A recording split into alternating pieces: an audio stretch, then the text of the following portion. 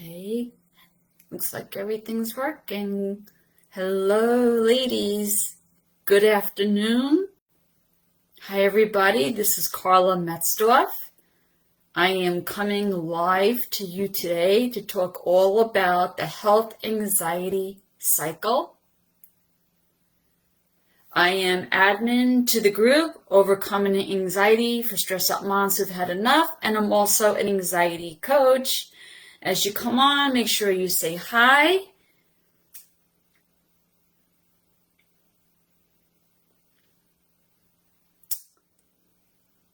I don't see any viewers yet. As you come on, ladies.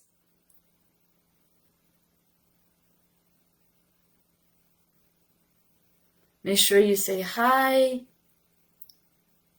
I'm going to talk to you today about the health anxiety cycle.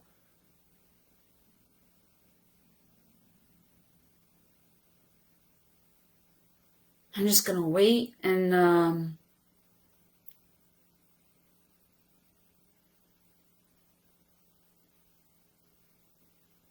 I see who's coming on with me today.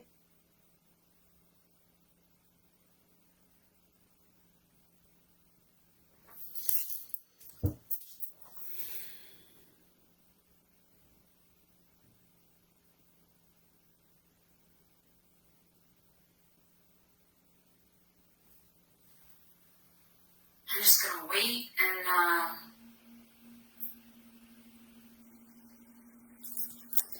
so it looks like there's people on with me, but I don't see. It says I have no viewers, but in Facebook it says that I have viewers. So this is very strange. So hi, because I'm sitting here going, where is everybody? But in Facebook I see you're here with me. So hi, I'm going to just keep I don't know why I'm not seeing any comments yet. That's kind of strange. But as long as you can see and hear me, that's fine. So let's just jump into this. I'm just sitting here going, why is nobody here? But apparently you are, so hi. So I'm just going to have to keep going with that. All right. So health anxiety. I mean, this is something that's talked about a lot in the group. That's no surprise at all. I mean, think about it. I mean, with anxiety, we're very sensitized to how we feel, right? So because we're sensitized to how we feel, we kind of give meaning to those feelings, and then we could catastrophize over them, right? And so on and so on. So, health anxiety. Let's just give a definition there so that we're all on the same page, okay, when we talk about it. Basically, what health anxiety is when you have excessive worry about your health, like being sick, getting sick, the health of your loved ones, the idea of being sick, all of this just creates a lot of worry, a lot of anxiety for you. All right, so how do you know if you have health anxiety? I have a relative that I once used the word hypochondriac, and she went like off on me. Hypochondriac is one of those old-fashioned terms that we used to use for all of us who have health anxiety. We don't really use that term so much anymore. Instead, what we'll do is we'll just say we have health anxiety and no longer refer to ourselves as hypochondriacs. But when I said this to my relative, what I got back was, I don't run to the doctor all the time. Because she thought, and I think what most people think, is you're only a hypochondriac if you run to the doctors all the time. But it's more than that, okay? So what's going to classify you as someone who has health anxiety? So if you're somebody who is always thinking about how you feel, okay, you're always thinking about the symptoms that you have, you're feeling symptoms in your body, you're feeling, the sensations that really concern you, and that's all you could think about. Like, it's like you can't even have fun in life anymore because your focus is all about how you feel. And when you do feel them, it's, you're constantly thinking about what could be wrong. And you can't let go of these thoughts that you're having about how you're feeling. And the worrying, just the worrying about it. Why am I feeling this way? What could it be? Then you start running to the doctor, right? And this is where you might, the true meaning, what they say of a hypochondriac, always running to the doctor. You're trying to get answers, right? So you're always at the doctor. But the thing is, do I believe the doctor? Do I even believe in what he says? He or she. I hear he or she saying that I am okay. My blood work is okay. My heart sounds good. But yet, I'm still getting these symptoms. And I want you to know what you feel is real. This is not all in your head, all right? What you feel is real, all right? It's just that when you feel these symptoms, all right, we make them worse with what we're telling ourselves about them, as we're focusing on them. And they're real. They're just not signs of a true illness, a true, disease or a true sickness. This is just anxiety.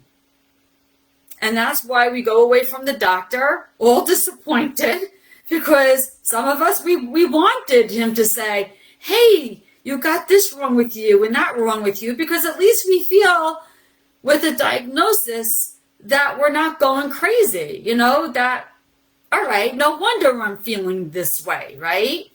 I just want to refresh my page. Okay. So we will not believe the doctor. And what we'll do is we'll keep checking ourselves. Like, we check, right? Are you somebody who checks a lot? And then what we do is, we may go back to the doctor again and then check again and then go back to the doctor again. And, we may have to visit the doctor several times so that we can start believing what he or she is telling us. We might be on Google let's just say many times, until we get something that satisfies us and reassures us of what we're feeling, what we're going through. Constantly doing that research, we might be calling up our loved ones, constantly talking about it with our loved ones. But so these are some of the things to look for. Am I somebody who's got some kind of health anxiety? Well, if you're doing any of that, the answer could be yes. Now, the thing is, I never, ever, ever want you to avoid symptoms, okay? Never avoid symptoms. When you feel a symptom, the thing is, if it's anxiety, you will be able, okay, to diffuse that symptom using tools, techniques to diffuse the anxiety. You'll be able to let that symptom go away. You diffuse the anxiety, the symptom will go away. So if you're having a symptom and you're doing everything you can because you think it's anxiety, and you're doing everything you can to diffuse that anxiety, but yet the symptom is still there or it's getting worse, it's time to go to the doctor, okay? It doesn't mean that something's wrong. It still might be anxiety. Maybe you just haven't successfully diffused the anxiety. But if you're somebody who knows how to calm themselves down and then you're not being able to calm yourself down in any way, then get to the doctor, get that confirmation, okay? Absolutely get that confirmation. Because if you don't, you're just going to always wonder. There's always going to be that little part in the back of your head going, is it? Is it? I don't know. Is this just anxiety? So get checked. Make sure you get that confirmation. Now, what causes us to become this way? Like, how did I get this way? So several things happened. It doesn't have to be one thing. It could be a number of reasons why you focus so much on your health. And why maybe you are so concerned and worried about getting sick. So what that could be is, first of all, the people you've hung around with in life, were they sick? Did you witness their illness, their sickness? Did they talk about it too much in front of you? And what they went through stays in your mind, and when you feel these symptoms, you go, oh, I remember, grandma saying this, and my mother saying this, and grandpa saying that, and my dad saying that, having this and having that, and now that means you have it too, and then you say it's hereditary, right? Or maybe you watched a TV show. It was a medical show, and on the show, a certain patient died because they went to the hospital with this pain, and the doctor said it was this, and they got it wrong. And now you're like, well, now I feel this pain. I have a pain too, just like that TV show. Wow, I wonder if I have what they have. And you go to the doctor, say it's anxiety. But the person on the show, that patient, they were said it was this, and they died because it was that. And now you're telling me it's just anxiety. And, and this is where all the worry starts, just from all this information that's served us that brings such uncertainty about how you feel. Let me just go in the group and see who's watching. Ladies, are there any questions about anything that I'm saying? Is all this making sense? I don't even know if I can see. It's just anxiety, and this is. I'm trying to see if I can see things in real time in the group. 19 comments, but yet I can't see any of them. I'm the opposite. I don't want to go to doctors. Okay, Lisa. I'll get to that. I agree with Lisa. Same for me. Absolutely. Okay. Okay. So I'm trying to see if I can. I'm gonna keep this up because. All right. So the other thing. Well, I'm gonna get to that, by the way. I'm gonna get to. Hold on. Okay, I'm gonna take off the volume so I can just see myself here. Okay, the problem is I'm doing the live on my computer because that actually worked for me today, but yet I can't see comments on my computer, and I can see myself live in the group, and I'm getting all comments in the group now that I don't always get. So yes, it does. When someone gets sick around me or they die, I think I have it. Okay, so yeah.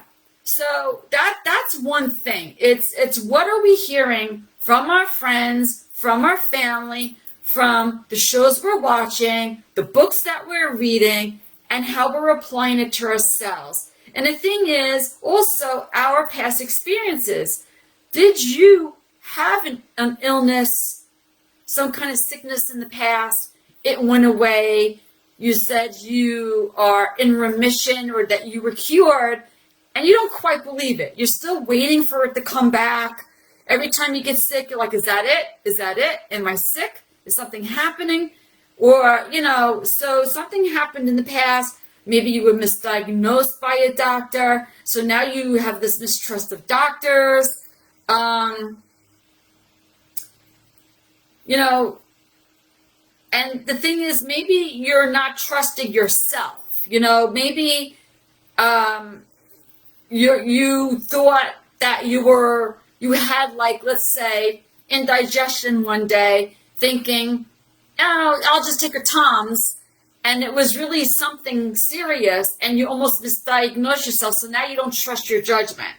All these type of things can contribute to you having health anxiety. All right. We all have some kind of story.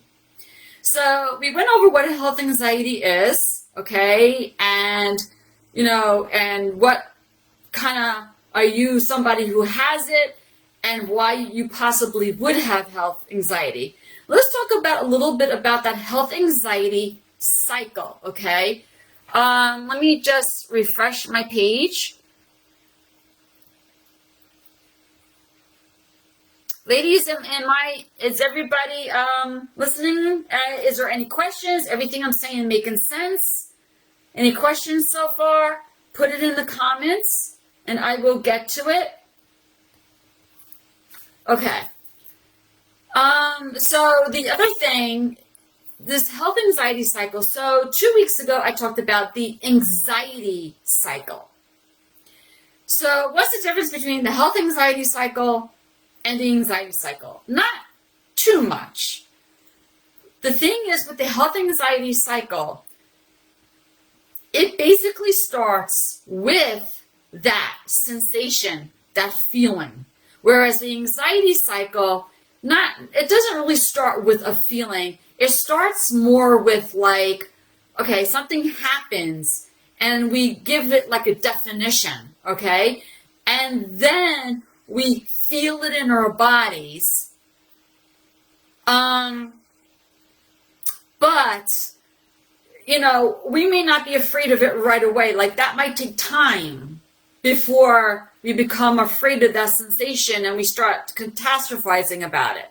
But when you have health anxiety, right, what happens is that it starts with that sensation, that feeling in your body, okay?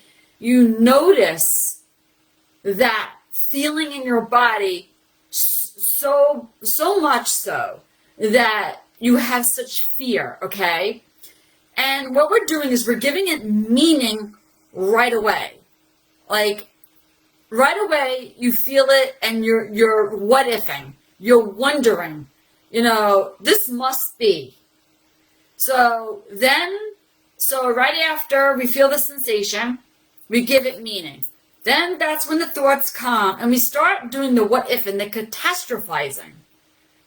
Okay, there's no positive thinking here. We are immediately putting ourselves in the grave, going to our own funerals, putting ourselves in the grave. We are making our children orphans. We go straight to it. There's like no in between. At least with me, there really wasn't. It was just like I was healthy or I wasn't. So we catastrophize. And we just catastrophize. So the next thing we do after that is we need some kind of assurance because we're not sure of what we're feeling. We are not sure of these feelings in our body. Is it anxiety? Am I really having a heart attack? Am I having a stroke? Like, what is going on? So after we have all these feelings and these thoughts, we need to reassure ourselves. So what we start doing is we start becoming checkers. How many of you are checkers? Ladies, how many of you are constantly checking? You check your pulse, you check your blood pressure. If you feel a lump, you'll touch that lump over and over because it may have changed size in the last 10 seconds that you haven't checked, right? Are any of you checkers? Who's checking their symptoms, right? I was a checker because my heart would come out of my chest and I thought my heart was going to explode. And I would always check my heart rate. I was always like, okay, how's my heart? And it's beating so fast, right? Nobody?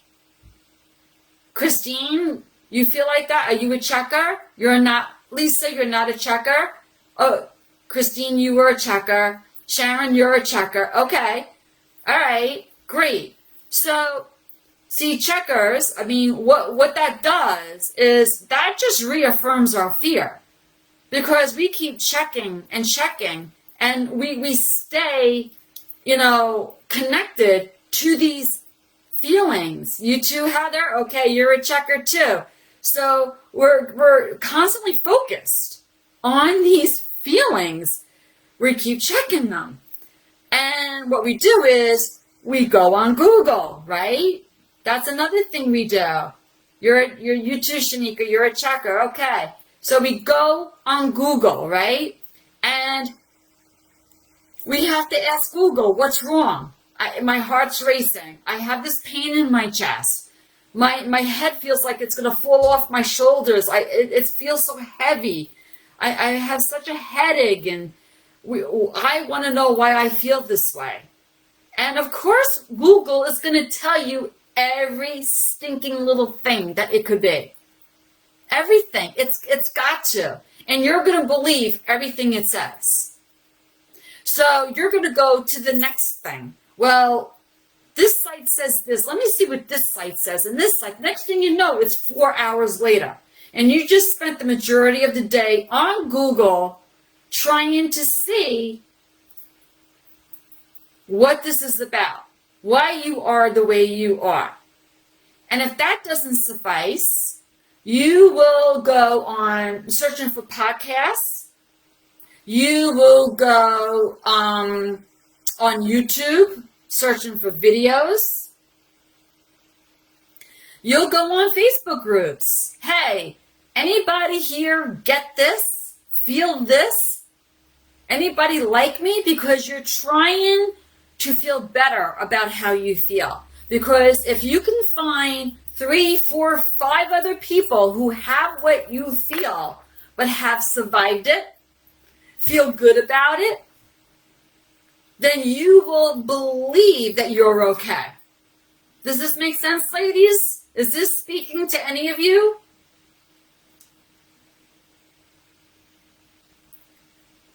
Because after we check and go on Google and, check out Facebook and research all the information about what we're doing, okay?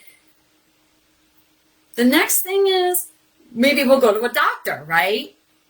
Because if I go to a doctor, that's more reassurance. I mean, he's a doctor. He or she, they're a doctor. They should know what's wrong with me. Now, some of you, because Lisa said before, that's not me, right? Some of you, you don't like to go to the doctor. Why? Because they're going to confirm what it is that's wrong with you, and you don't want to know. Some of us, we want to know because it makes us feel better. Some of us, we don't want to know because is that really going to make me feel better? Because I'm either going to be told that something really is wrong, or I'm going to be told it's just anxiety.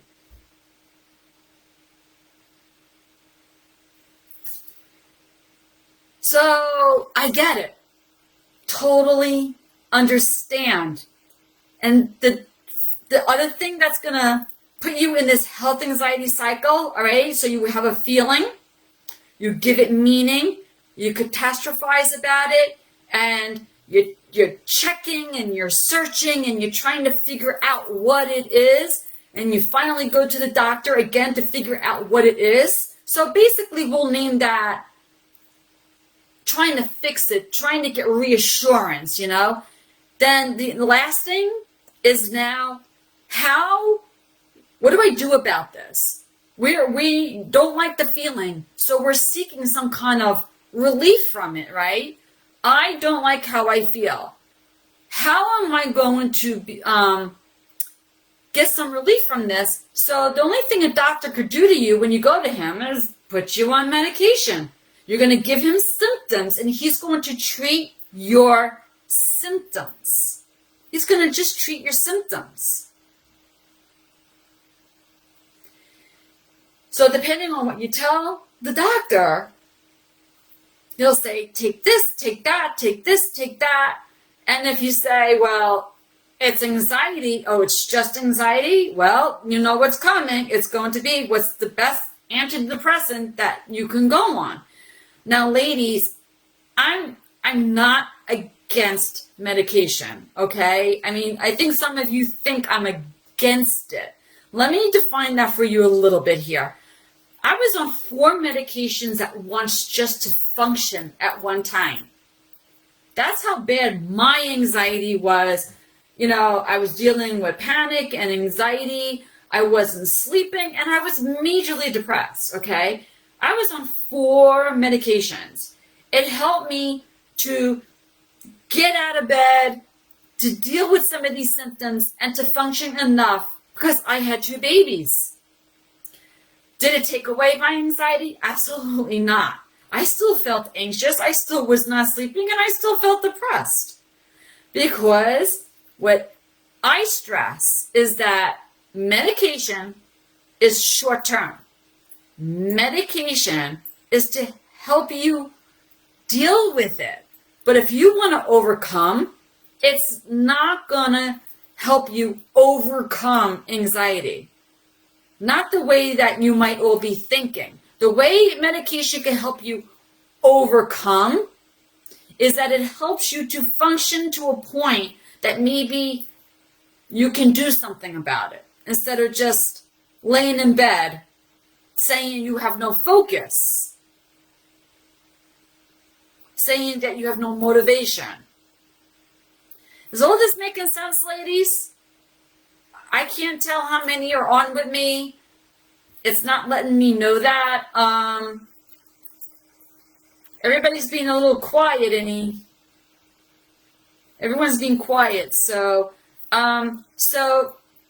we have temporary relief, okay, from medication and from distraction. Hi, Allie. And from distraction, okay? That's the other thing I hear a lot of. I'll go distract myself from how I feel. Because if I distract myself from how I feel, maybe it will go away. If it's anxiety, it will go away very temporarily because you're not focused on it. Anxiety is more of what you focus on, okay?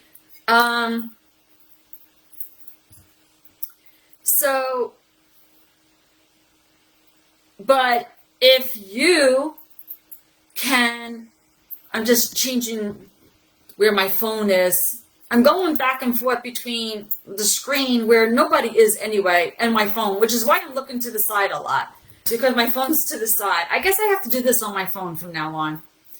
All right, that's fine.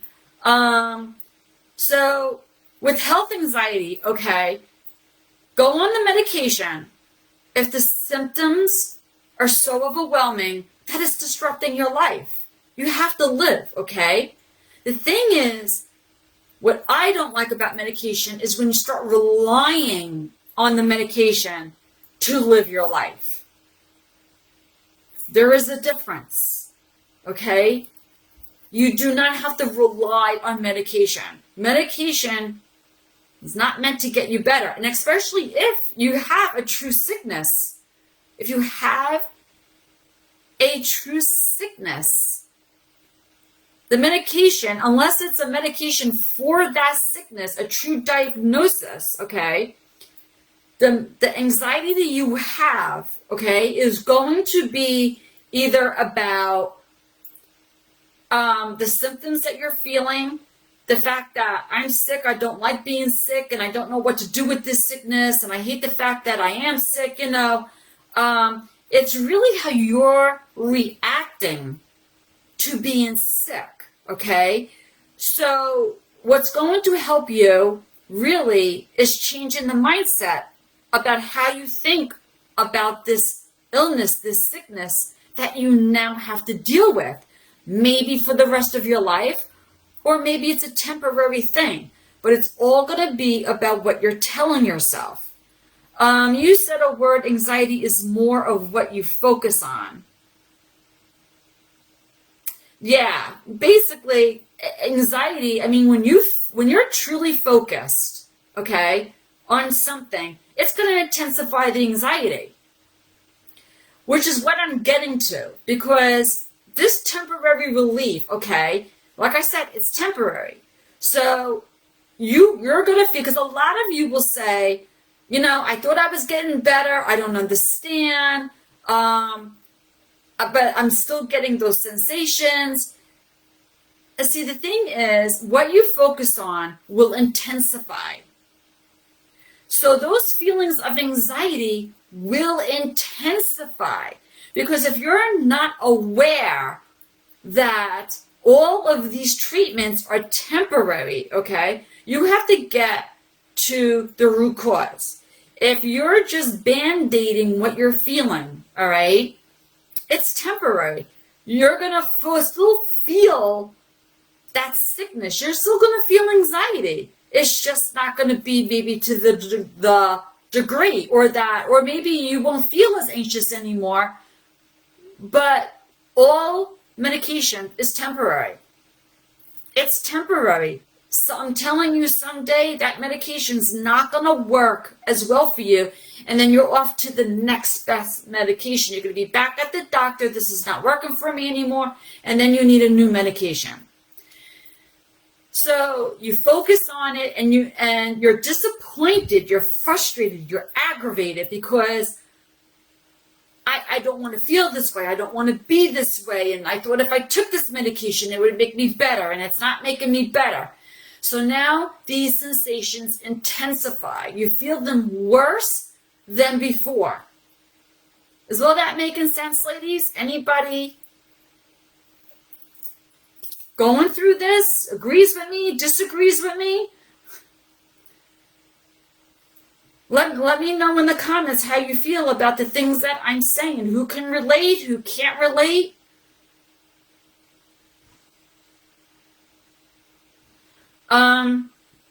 So what that does is, after your temporary relief and you feel more symptoms, we're back at the beginning of the cycle where you're feeling the sensation. Now you're feeling it maybe worse than before. You're feeling it worse. So now again, you're giving it meaning. I don't understand. I researched this. I'm checking myself. I went to the doctor. The doctor said this. The doctor said that. He must be wrong. It must be this. It must be. And you're catastrophizing. You're doing more research, more checking.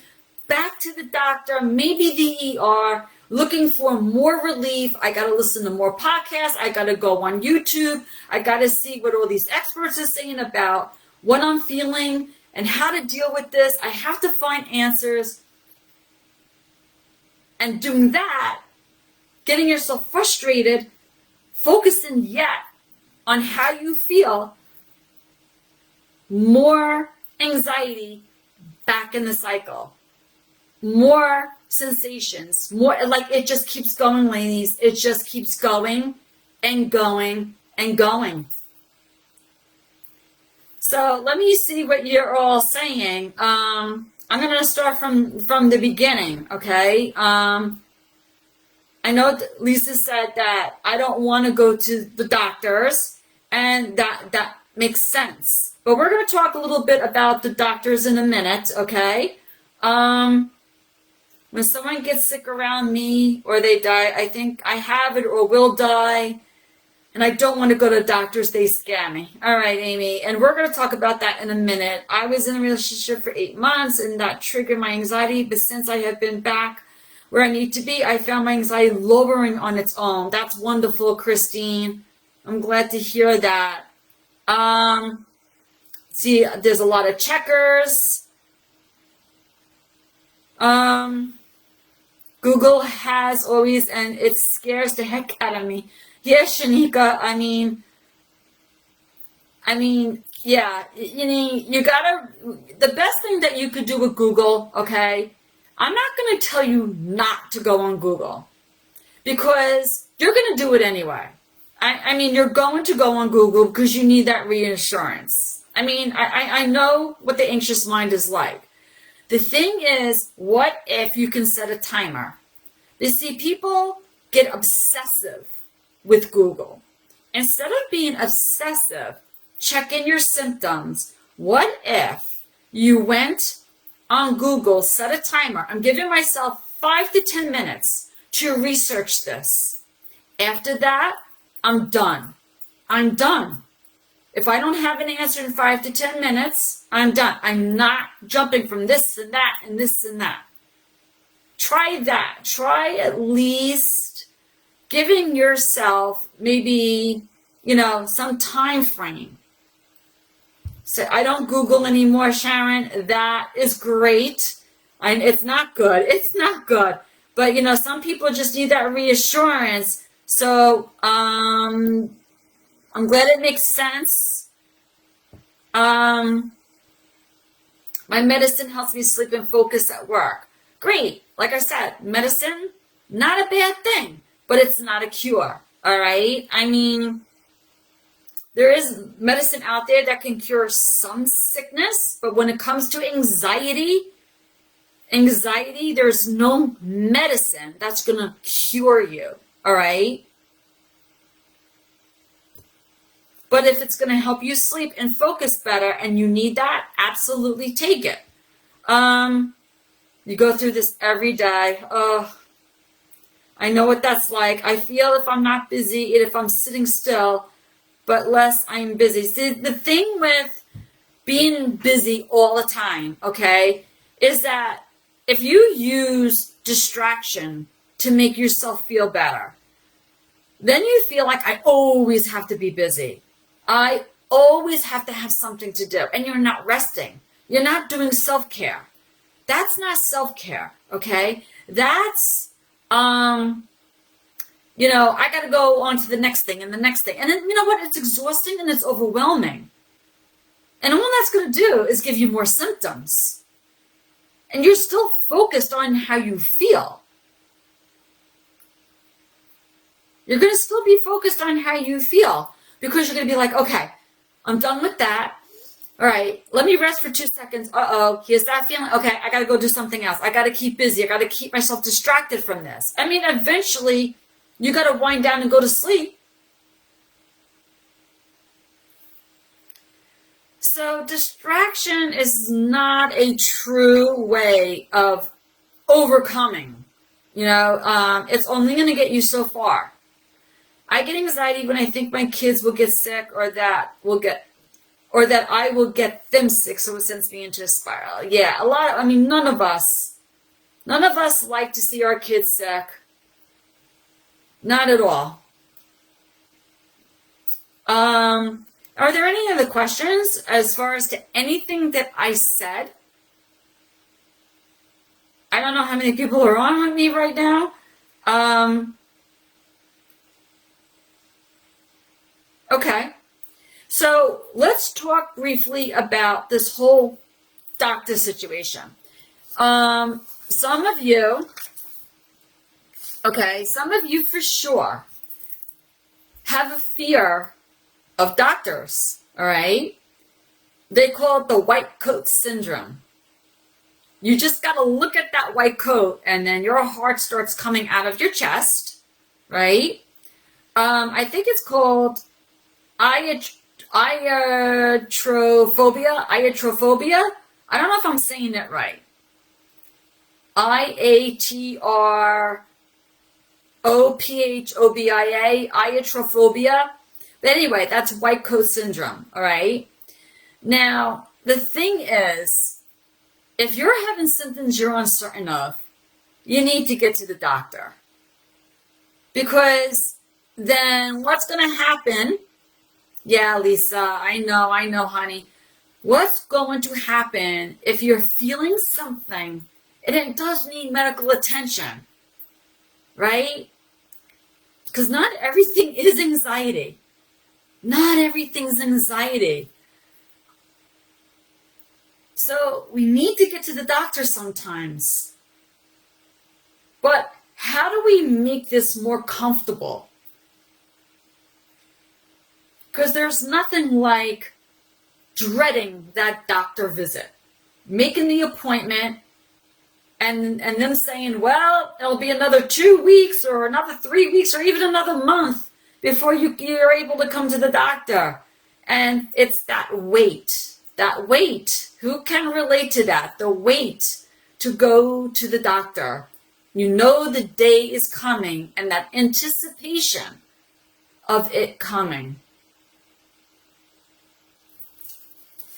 So, what can we do to control that emotional response? Okay? So we could feel a little bit better. The first thing that I'm going to tell you, ladies, is be truthful with your doctor. There's nothing embarrassing about letting the doctor know that just looking at him or her makes you incredibly anxious.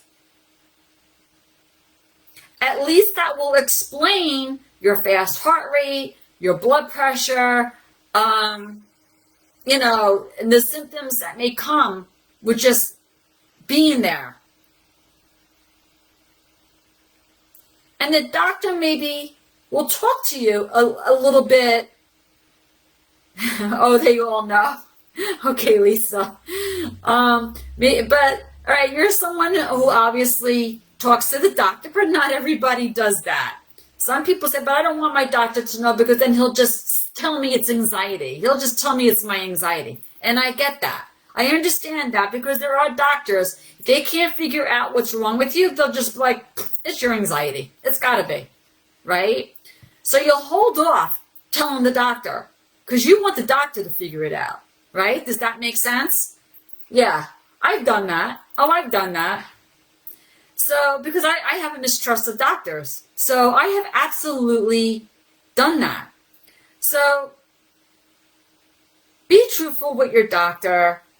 Tell your doctor the symptoms. See what they say. See what they find.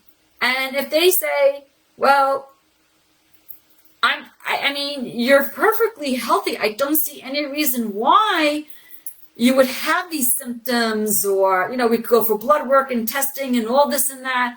I mean, that's the thing. The more symptoms you give, the more they're going to send you out for testing. Because especially now with their, insurance and all the suing that goes on, they're afraid of not testing you. Because if something happens to you and they didn't test for it, they get in trouble. So if you're going to sit there and tell them you have this wrong and that wrong and this wrong and that wrong, you got to be prepared for the testing that may follow. But ladies, I understand going to the doctor is hard. I don't want to know, but at the same time, if you don't know, you're still anxious and you're still worried about how you feel. So this is where you have to kind of go, what's going to be worse? Me going to the doctor, trying to see what is wrong so that I can get some kind of treatment for whatever it is that's going on, or me not go at all, stay at home with how I feel. If it's anxiety, well, that anxiety is just going to get worse if you don't treat it. And if it's a sickness, that sickness, will get worse. Or maybe it's something that can get better on its own over time. But as you're feeling it, you're going to have more symptoms of anxiety. My husband has a saying that goes, if I don't go to the doctor, I'm not sick. Ha ha. But then you gotta reap the, the repercussions of not going. So what you can do to control the emotional response. So let's say you make an appointment. You know you have to go to the doctor. You make the appointment, right? And they say, come next week. Come next Thursday. All right. Try to schedule an appointment. Let them know, listen, is there anything earlier? I get anxious as I wait. Is there a cancellation? Please call me immediately. I'll take any cancellation. I'm somebody that has to get into the doctor. I need to see the doctor. It's the waiting that kills me. Be honest. Maybe they could get you in earlier. Try to set an appointment. Like if you're somebody, some of you have told me, all right, let's go here too. Some of you have told me that my anxiety is worse in the morning, but I'm okay in the afternoon. Or I'm actually okay in the morning, but for some reason in the afternoon, my anxiety is worse. Like when your anxiety picks up. Try to schedule an appointment when you know your anxiety isn't so bad, when it's low. If you're somebody who can gauge your anxiety feelings. The other thing is, if you're somebody who's very, very anxious about going to the doctor, see if you can bring a loved one with you. Your husband, your mother, your father, your best friend. Somebody who can be there for some kind of moral support and keep you calm while you're in that waiting room. I get it. Some of you just have anxiety with a certain doctor, but you're okay with other doctors. Bring somebody for moral support. There's nothing wrong with that. I had somebody say, well, I'm such a baby. I got to bring somebody with. You're not being a baby. Listen, this is not easy stuff.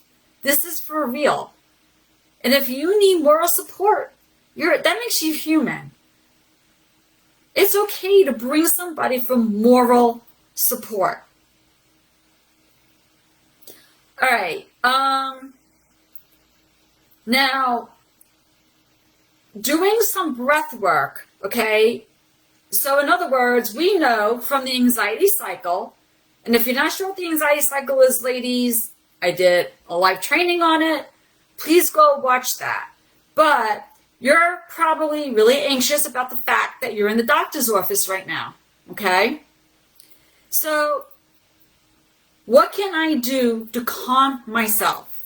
Because your appointment's at 11, but yet the doctor doesn't call you in to 12 or 1 o'clock or, depending on what you're going for. Or maybe you're lucky where you have a doctor, you're in there only 15 minutes. But I know I've gone to doctor's offices where I've had 2-hour waits, and then they bring you into the office, they're in the examination room, and it's another 20 minutes to a half an hour on top of that. It gets ridiculous. No, and it's no wonder we make ourselves sick, right? So bring somebody who can provide some comfort to you and use some tools to calm everything down. Think of the anxiety cycle, okay? Doctors scare me. Your interpretation is that they are somebody who's going to deliver really bad news. I don't like being here. I'm afraid of what they're going to tell me. I'm afraid of the unknown, right? So then we start feeling things in our body. We start having those what ifs. What if we can calm ourselves down? If we can get to the doctor and tell the central nervous system that we're safe, we're okay, we're just at the doctor, I can deal with whatever the doctor tells me. I'm safe, I'm okay. So 2 things have to happen. Calm down the central nervous system, calm down those sensations you're feeling, okay? Watch how you're talking to yourself. If you're using catastrophic words, talking to yourself in a very negative way, you're talking yourself right into an anxiety or a panic attack. The only one who could calm you down really is yourself. I mean, it's nice to have people with you, but they're only going to be able to do so much, because if you're not willing to listen to truth,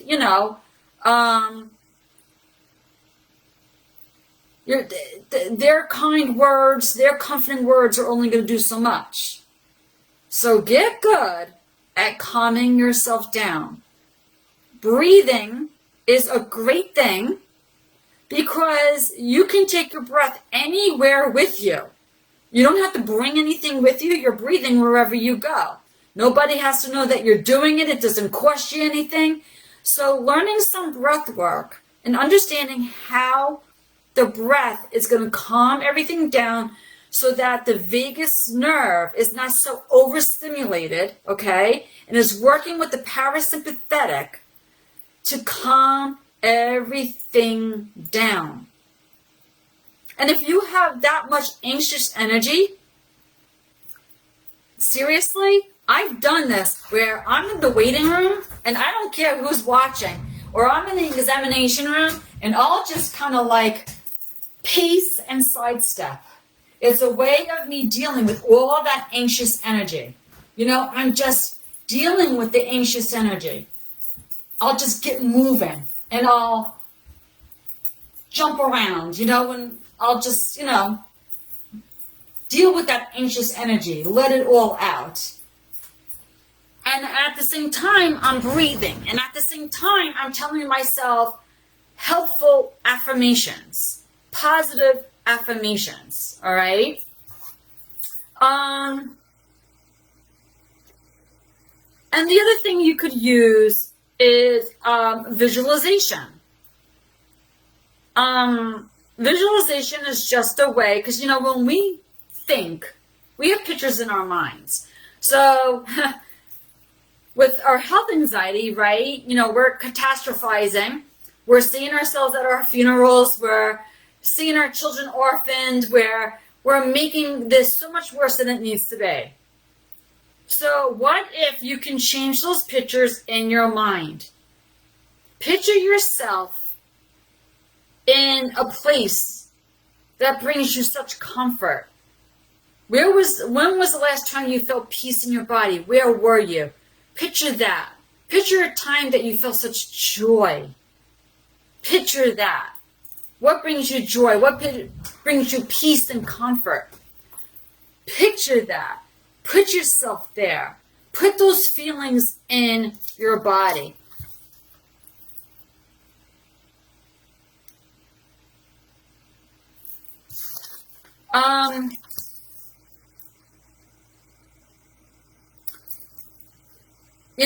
Grounding yourself is also another tool because you get all your senses involved.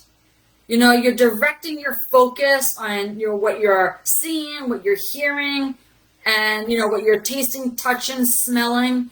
So, do a meditation where you're looking for 5 things. Notice 5 things. Look around the room. 5 things. Keep yourself present. What can you hear? What can you smell? What can you taste and touch? Just focus on that. That is a great way to just keep yourself in that present moment.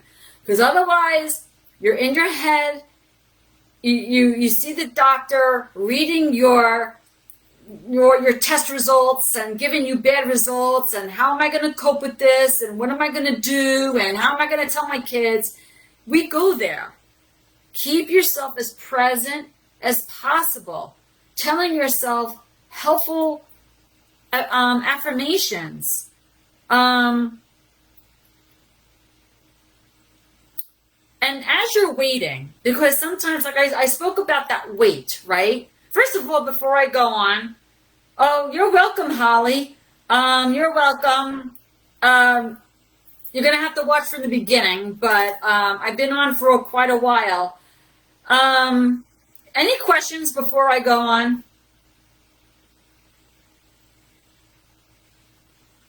Oh, Sharon, I'm grateful that they were able to get you in earlier instead of making you wait. That's awesome. Because that was something else I was just gonna start talking about. Any questions? Put it in the chat so that I can answer those questions. Okay. Okay. So what I'm going to talk about is I said how you might have a wait. You might have to, unfortunately, wait 2 weeks, 3 weeks, or a month to see that doctor. And it's like, but I need to see you now. I need to get answers now. And that wait is killing you more than what you're feeling. So it's like you have to mentally prepare yourself for this. Couple thoughts come to my mind, okay? I've been there, done that. It's going to be how you talk to yourself, ladies. You are your biggest advocate. I know you want to run to your husband and to one of your parents or your best friend, or you're your biggest advocate. Like, only you can make yourself feel better. What does worry do for you? It does nothing but make things worse. So while you're waiting, what can you do to calm everything down? Because what you're doing is you're conditioning yourself. Your mind is a sponge. Everything you do gets recorded. You become conditioned. So it's no wonder that with every doctor's visit, with every sickness, every thing in our body, we go, what's that? What's that? And we get ourselves so afraid. If you're not making yourself feel better and you keep yourself afraid and relying on other things to make yourself feel better, you're keeping yourself in this cycle. Whether it's the anxiety cycle, the health anxiety cycle, you're keeping yourself focused on how you feel. You're keeping yourself afraid of it. And you're so frustrated and aggravated because of how you feel. I'm tired of this. I want to overcome this already. When is all this going to start working? I went to the doctor. The doctor said I'm fine. It's just anxiety. So why isn't this going away? And you get aggravated. And we're doing everything we can to make ourselves feel better. We're constantly on Google, constantly listening to podcasts, constantly going on YouTube, constantly going in Facebook groups. Nothing is helping. Because, ladies, it is exactly all that. That's keeping you stuck. All that researching. Until you implement what you're told, you're just listening. You have to mentally prepare yourself for the doctor. What are my worries? Write them down. And maybe go through the worries, the what ifs, because worry just brings us to action. So what are my worries about this symptom? What do I think that I have? What do I need to ask the doctor? Put that on paper so that you're not just always thinking about it. You have it on paper. You don't have to recall it in your mind constantly over and over. You may not have an answer, or maybe you can answer it. Maybe now that you see your worry on the paper, maybe you can get an answer. You don't have to wait for the doctor. Maybe, it's just something like a what if that you had.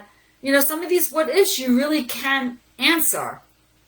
Especially if now it's definitely anxiety, or if you're not 100% sure it's anxiety, what would make me believe this is absolutely anxiety? What does the doctor have to tell me to help me feel that this is anxiety?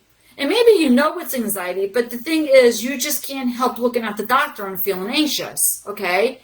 So, okay, a couple schools of thought here. If you're having anxiety about waiting, start taking control of your thoughts, your central nervous system. How can I calm myself down and have better thoughts? Because all this worry, what if thinking, is that going to make your situation any better? Is that going to make how you feel better? And if you are sick, something's wrong, is that going to take away your sickness?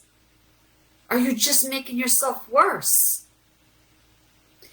So, and if it's okay, well, it's not the weight, it's just the fact I'm going to see this doctor and he's going to want to send me for testing. And then I have to get results.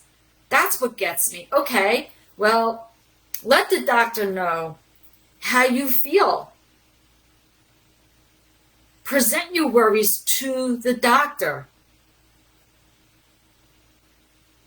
The doctor, hopefully, is very empathetic. Somebody who will speak to you with great compassion and have a good bedside manner.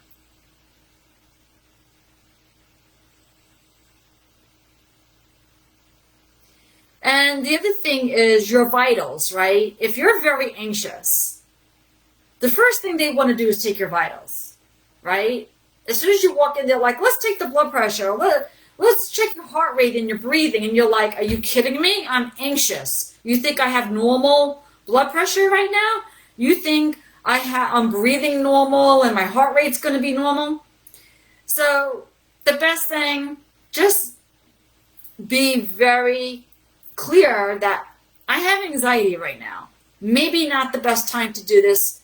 Can we do this after I talk to the doctor? After the doctor gives me results? After the doctor checks me out? After, let's just do this after. Does that all make sense, ladies? Everything I'm saying making sense? And everybody relating to me? Everybody finding this useful?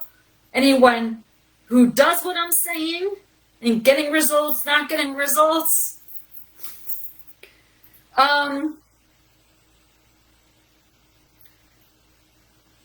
The other thing is, when you're going to the doctor, the other thing you could do,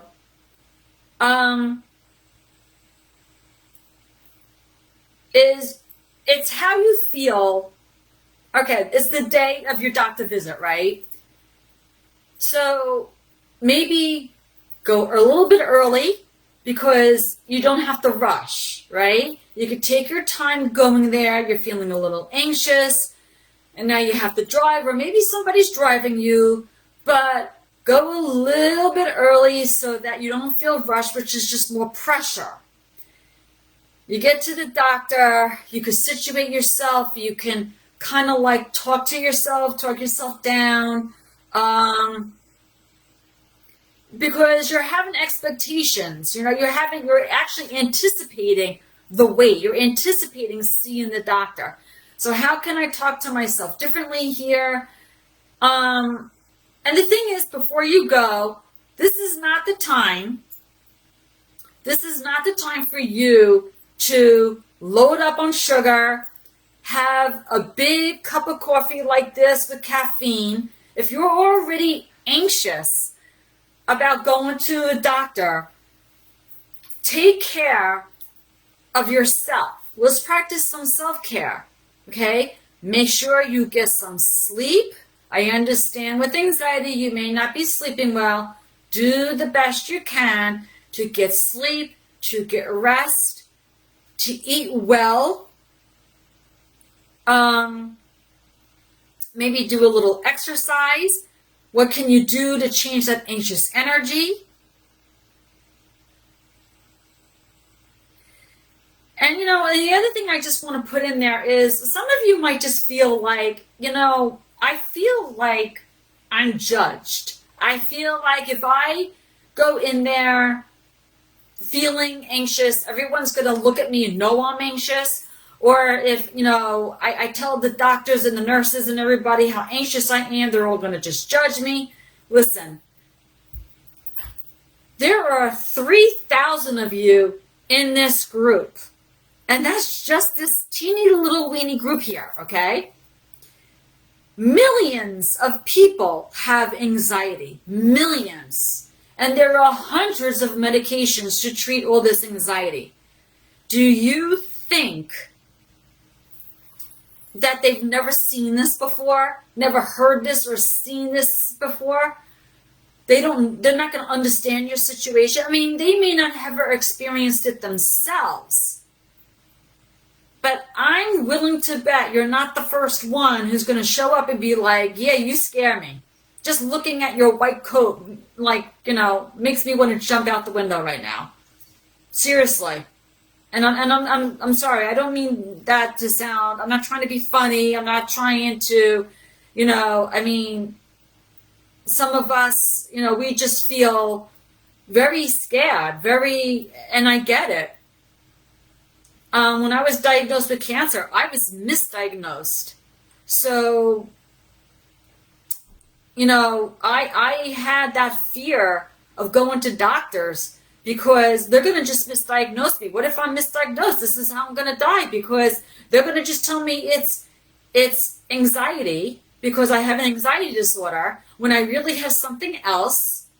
They're going to dismiss me and misdiagnose me, and that's how I'm going to die. So that was a real fear of mine.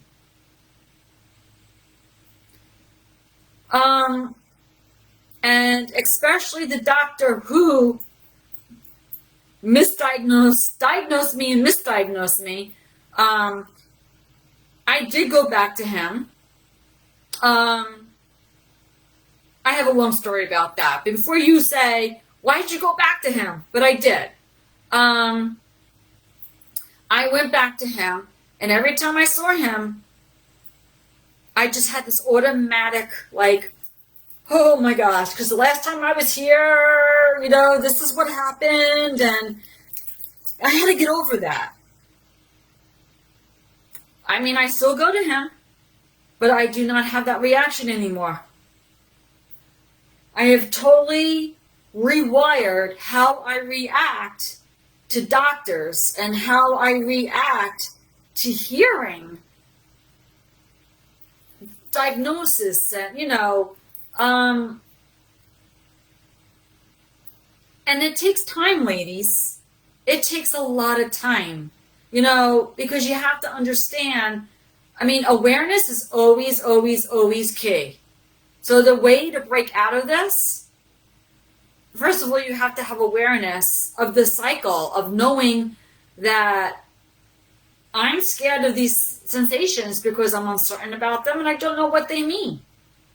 I know what I think they mean, but I'm not sure of it.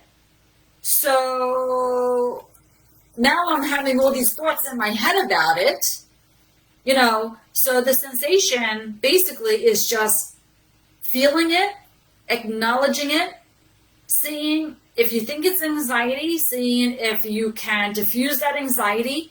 If you can't, get to a doctor because you don't want to ignore symptoms.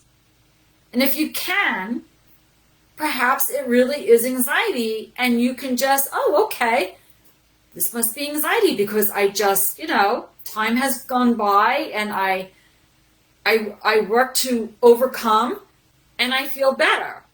Because if it was a heart attack, if it was a stroke, if it was something really bad would have happened already.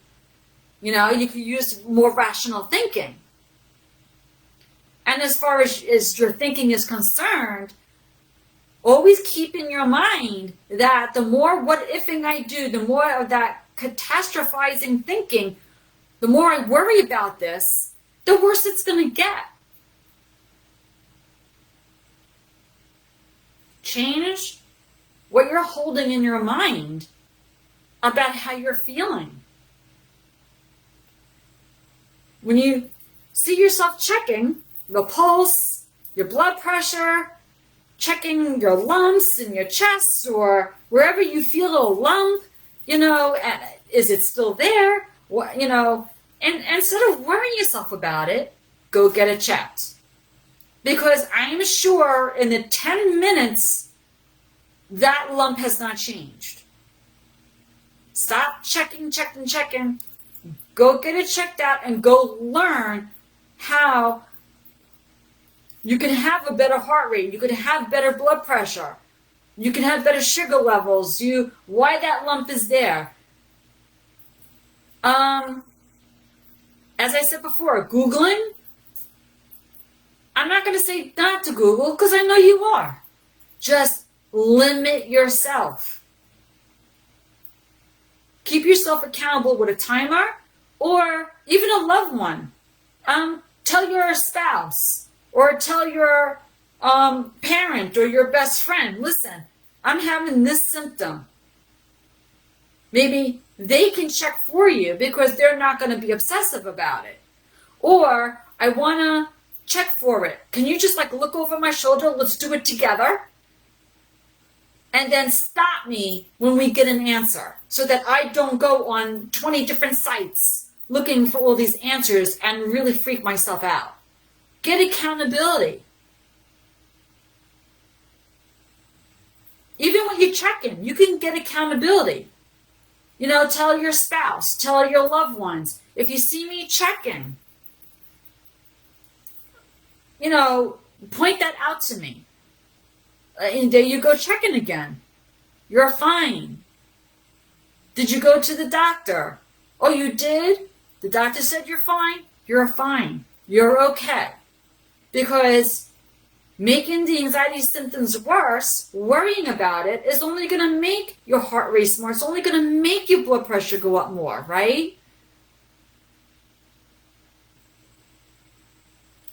It's going to keep your hormones out of whack and your sugar levels are going to be off. It wreaks havoc on your body. And if you're someone who's on medication, stay on it if you have to. But I would say not to rely on it. Learn other ways of coping with anxiety. Understand the anxiety cycle. Understand why you feel so anxious. What is anxiety? Because I don't think you all understand what anxiety is. Why am I feeling this way? What is keeping me this way? Why is it that I'm doing all these things, applying all these tools, and I'm still the way I am? Why am I on medication, but yet I'm still anxious? Why am I distracting myself constantly, but I'm still anxious?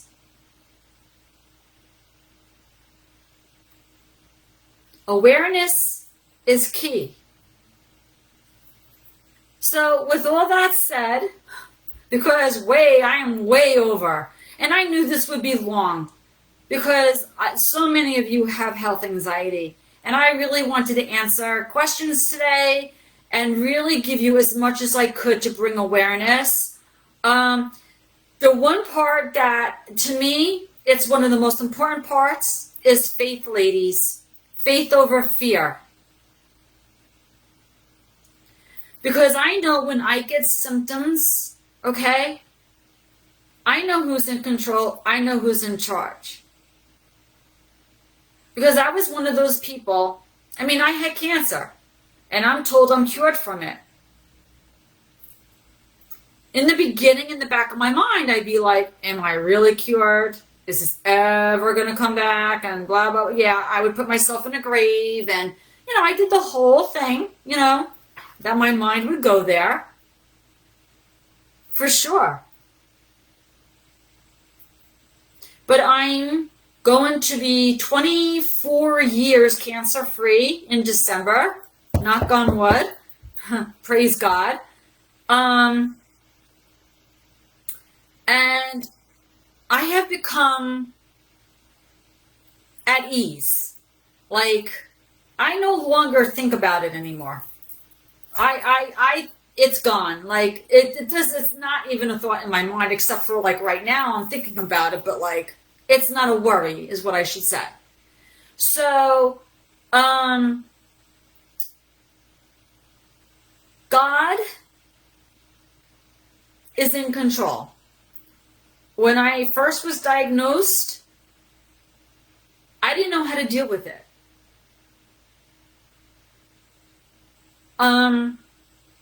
But I've learned that I can deal with it. I've learned I am a lot stronger than I've ever given myself credit for. That I have a power within me that I never accounted for. I have grown my relationship with God, learned to trust in Him.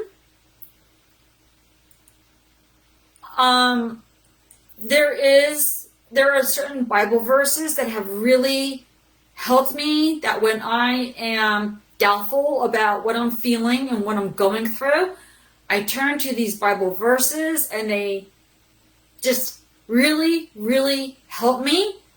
And the biggest one is always Philippians 4, talking about worry, and that how we should not worry or not have anxiety about anything, but in everything by prayer, going to God with all our worries and telling Him what we need, what we want, giving thanks and praise. And then His peace that surpasses all understanding will guard our hearts and minds in Christ Jesus. That one is always, like, I recite that to myself, and I just remind myself that whatever I'm going through, there's not a single worry that's going to make me feel better. It's only going to make things worse. And if I'm worrying, guess what I'm not doing? I'm not trusting in God. I'm not trusting that He's in control. He's got my back. So I don't find myself worried so much anymore. I really, really don't.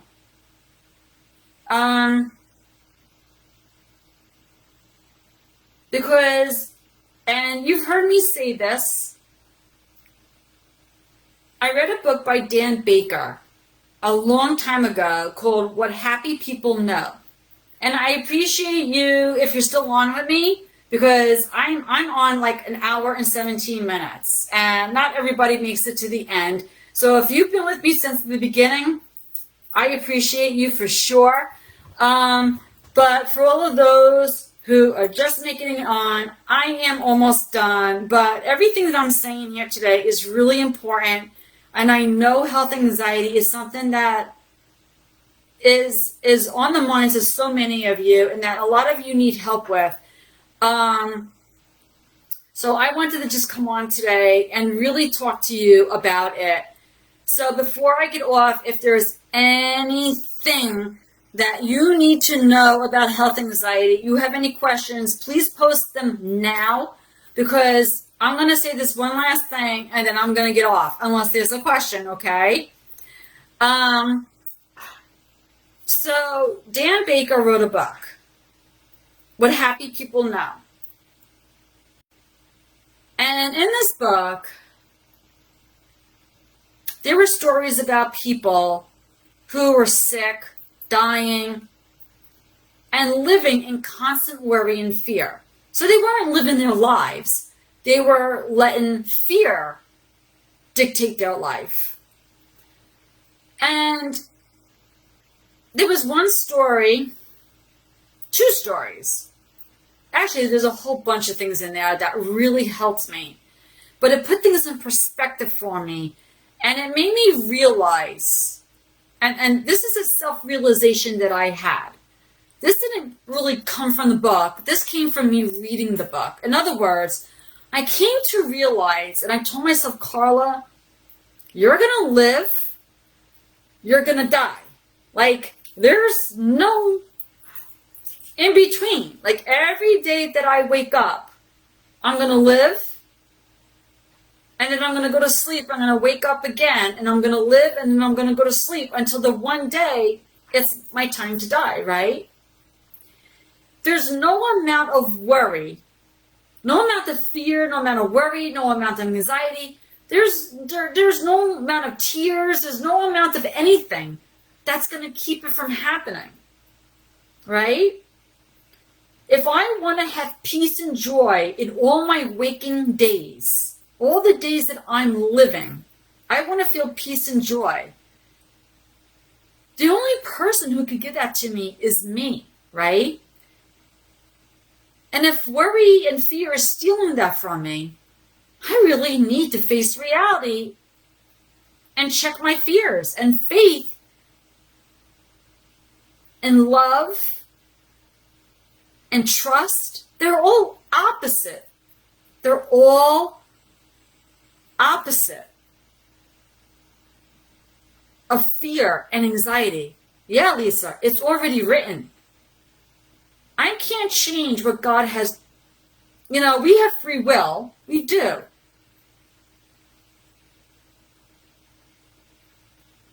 But when it's my time, it's my time. And how I spent it was up to me.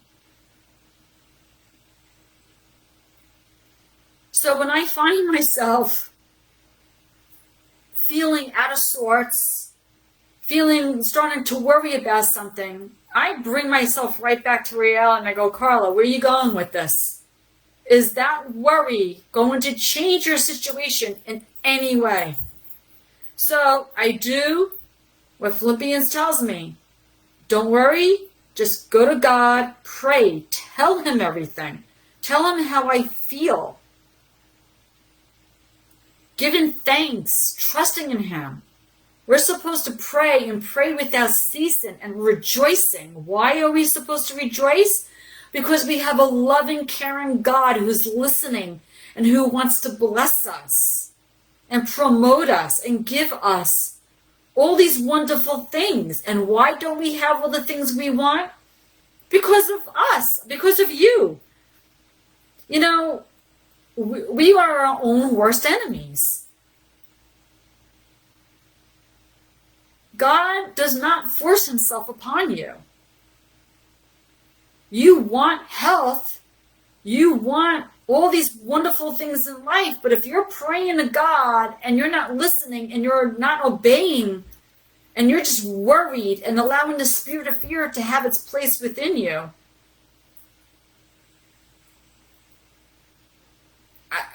God is probably just, I'm sure he's got a lot of love and compassion for you, but he's probably like, I want you to learn this lesson so that you can be promoted and get that thing that I really want for you. Does that make sense, ladies?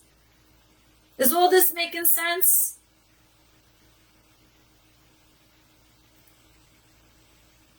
Everybody still on?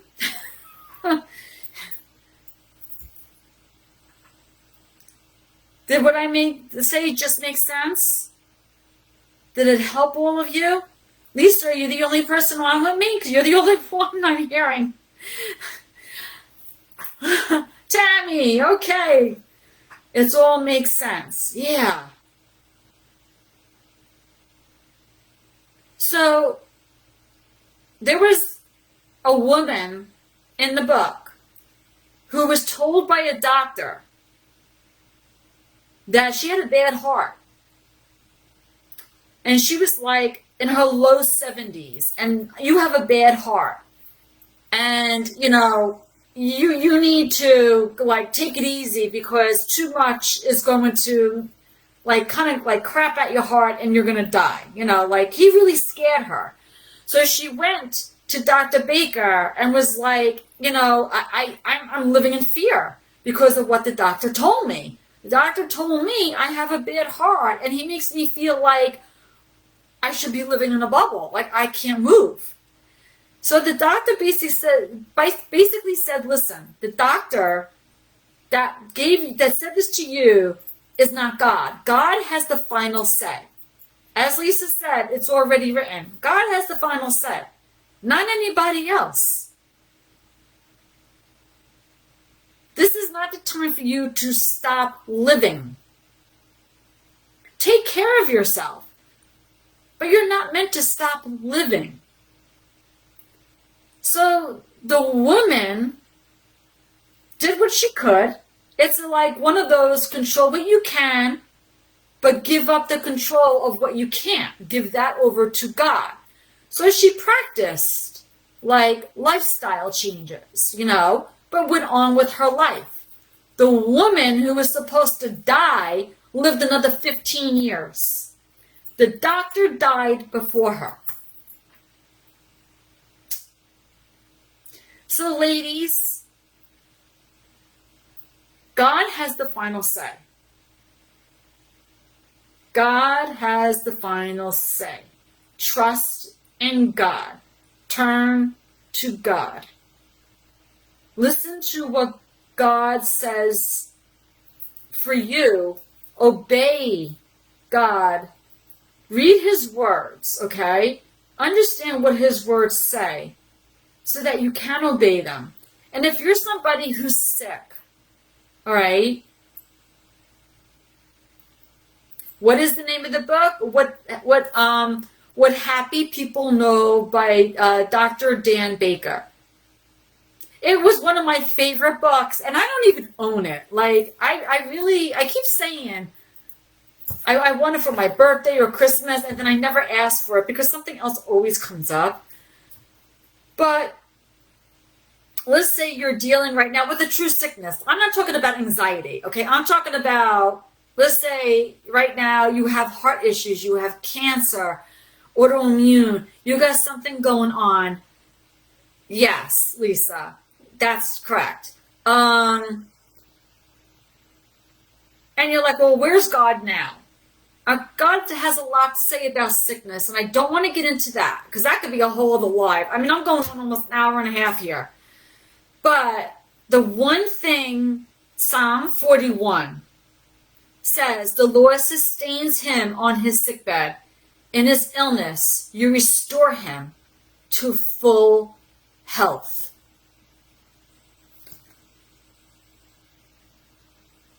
God loves you. He is not looking to hurt you, harm you. Trust in him. Trust in his love and his goodness and his words and his truth. Take care of yourself. This is the temple of the Holy Spirit right here. Watch what you put into it. In your mouth, in your mind. Remember, this is the temple. Okay? Take care of it.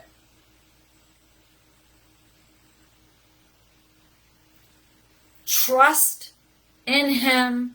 Look to him. God brings health and healing to his people. Actually, Jeremiah 3 says that. 3, I don't know. 3 something. Sorry. Says that God will bring health to his people. His people, who are they? They're the people who believe in him, trust in him, follow him, have a relationship with him. Now, does that make you invincible? No. No, it doesn't. But try having a sickness without God and then having a sickness with God. And what that means is when you can go through trials and tribulations with your focus on God and not on how terrible you feel, you have a better experience. Remember, it's what you focus on. God gives perfect peace to he who trusts in and keeps his focus on him. On him. I think that's Isaiah 26. God will keep in perfect peace you who puts his trust and focus on him. I may not have said it verbatim, ladies, but it's there. All right. With that, oh my gosh, this is my longest live yet. Holy cannolis. All right, ladies. I don't see any questions. I don't even know. I think except for Lisa and Tammy, I don't know if the rest of you gave up on me. You're welcome, Tammy. And I guess I can't blame you. This was long, but I have to say, come on. I gave a lot out there. I mean, hopefully, viewing this live training will help you feel better about those sensations, those feelings that you have, the thoughts that you hold about your health, about going to a doctor, about getting sick. It's all about how can you be different. Instead of reacting to it, how can you respond to it? Because right now you're telling the central nervous system that something's wrong and you're reacting in a certain way. But if you don't take the time to reprogram, to do something different every time you think of sickness or going to the doctor or what have you, you're going to react the same way. Change our reaction to a response. All right, ladies. The only other thing I really, really, really wanted to say was I really am trying to put together a health anxiety group, okay? One of the moms in the group, it was her idea, and I keep putting it out there. And it's gotten a lot of attention, a lot of feedback. So many people want to join. And I have 3 in the works, but I don't know. So ladies, I mean, it's a support group for those who have health anxiety, who are having a hard time getting out of that cycle. And if you found this really useful, very informative, you're going to get so much more being in the group. If you are at all interested, message me, text me anytime. All right, with that said, I'm going to go. And if you just came on, I've been on for like an hour and a half. So please rewatch the replay, which is going to come on as soon as I hit end video. So watch the replay over and over. And let me know if you have any questions, if anything comes up for you. Be well, take care, and I'll see you. Actually, I'll send out a post, but I can't go live on Thursdays for the next 2 Thursdays. So I probably will go live next Wednesday. Probably next Wednesday. But I'll let you know. I'll send out a post. Take care. Be well. All right, ladies. Bye. Have a great day.